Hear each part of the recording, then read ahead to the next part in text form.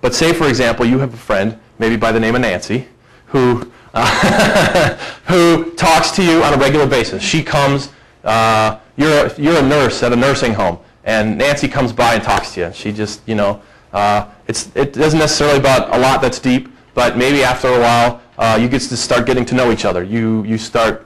Nancy starts asking you questions about your family, and you start telling her about your kids, your husband, where you're from, where you've been, all those kind of things. And one day your daughter is sick, and Nancy happens to be there, and she asks you how your family's doing, and she listens to you as you tell her about your sick daughter. And over time, you start building a relationship with Nancy to the point where you actually get to like Nancy, which isn't that difficult a thing to do. Very easy thing to do.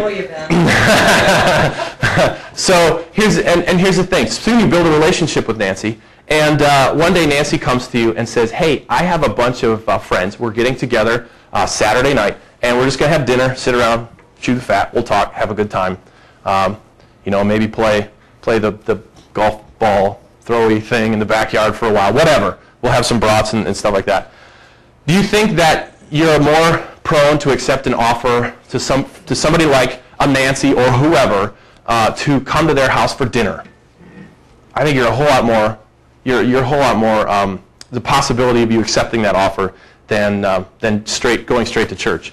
So you go to the group, you have a good time. They just talk, and you start getting to know these folks, and you start coming back more often.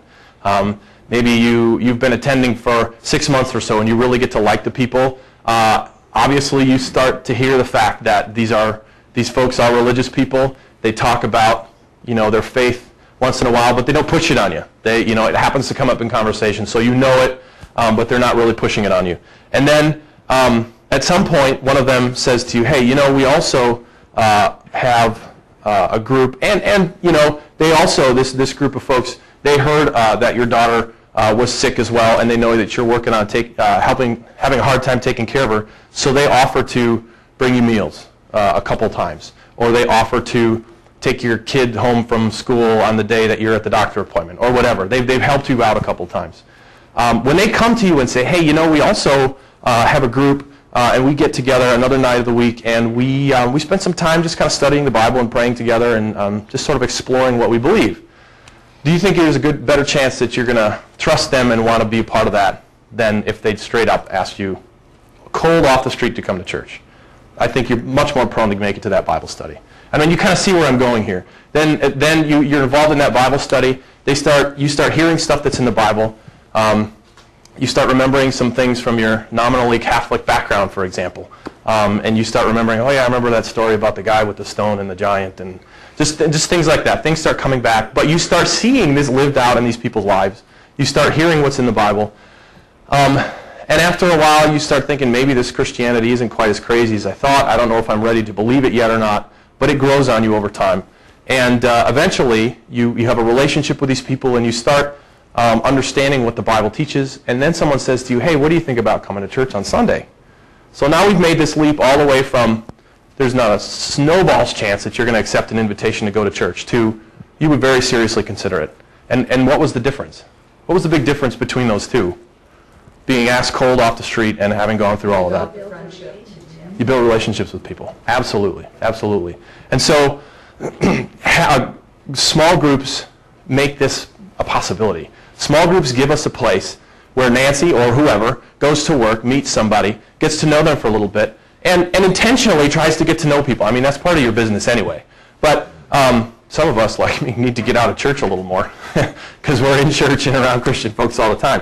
And I think that's one of the things we need to work on, is being intentionally getting outside of our circles of friends, purposely building relationships with people, knowing that they're unbelievers, and then having a place where you can invite them back, and not a high-pressure situation. We're just getting together for dinner. We're going to make up some hamburgers and brats, and the kids are going to play in the backyard for a couple hours. What do you think? And from there, you get to know them, maybe invite them to a little more intensive of maybe a study type of thing, or a prayer time or whatever, and then work your way to church. And at some point, maybe they're thinking of accepting what it is that you're teaching, or what's going on in your group, and maybe they start believing this Christianity stuff. So you kind of see that progression. And so I think that kind of a thing has the possibility of bringing in lots of folks, because that people today want relationships. They don't want to be told what to believe. But if they have a friend who believes it and they see it in their life, they'll accept it from them. Now take for example, if each group in our church only brought in one new person every single year, one person per year per group. Now that might seem like quite a bit, but hopefully down the road we could get to that point. And frankly, there are churches in South Korea. South Korea is one of the biggest growing populations of Christians in the world right now. They're sending missionaries to us, if that tells you anything. South Korea. This is exactly what these people do. In fact, I heard the pastor of a big, huge church, like tens of thousands of people in this guy's church. If their groups aren't bringing in people, they have sort of a sit-down chat. Look, what's going on? Your group's you're not really bringing anybody in. What's the deal? So it's complete, opposite of what we sort of see around here. Oh my goodness, somebody brought someone. There's a new person in our group. So, but think one person per year per group.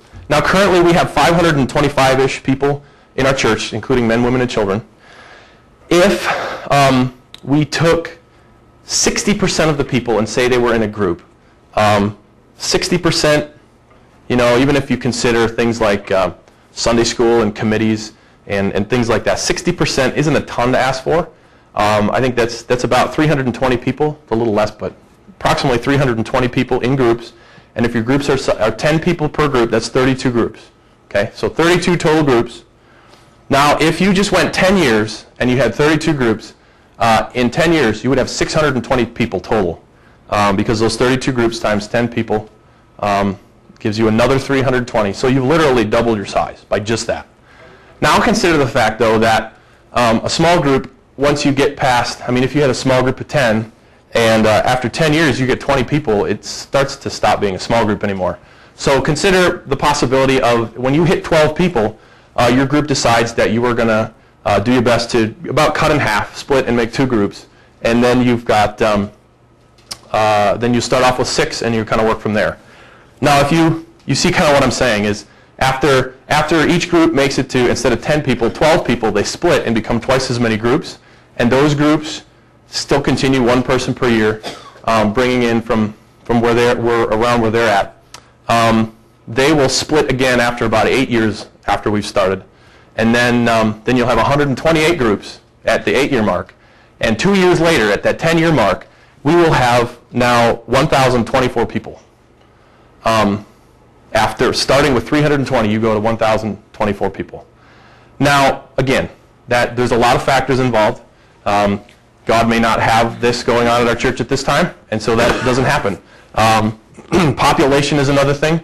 There's no way you can we could pull 1,024 more people out of Oostburg, but I think some of the other churches might start complaining, because that's half the town. So these folks are going to have to come from somewhere, and people are people. And frankly, I didn't even bring in the fact here that you bring in a new person. Say you bring in an unbeliever from work, and 9 times out of 10, you don't just bring in the unbeliever, you bring in their whole family. So you may have, and maybe not, their wife may not want to come, their husband may not want to come, but if you bring in one person, there's a chance you might have their whole family. So 1 could become 5 or something like that. So at the end of 10 years, 1,024 people, add that to the 40% that weren't involved in the beginning, and you have 1,200 and change people now involved in the church at some level.